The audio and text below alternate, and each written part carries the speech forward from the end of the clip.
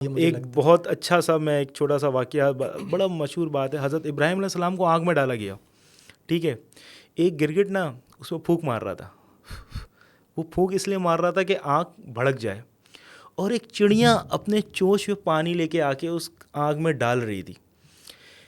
वो आग जो पूरे शहर ने मिलके लगाई हो, और इतनी बड़ी आग जो पूरे पूरे उसके अंदर लगी हो, उसमें हज़रत इब्राहीम अलैहिस्सलाम मौजूद हैं, और क़यामत के दिन अल्लाह के सामने वो गिरगिट भी मौजूद है, वो चिड़िया भी मौजूद है। गिरगिट खड़ा होगा आग लगाने वालों के साथ, क्योंकि वो आग भड़काने की कोशिश कर रहा था, और चिड़िया खड़ी होगी आग बुझाने वालों के साथ। पता है कि उस एक कतरे पानी से उस आग को नहीं बुझना, लेकिन वो खड़ी होगी आग बुझाने। तो कामयाब कौन हुआ? वो गिरगिट हुई या चिड़िया हुआ?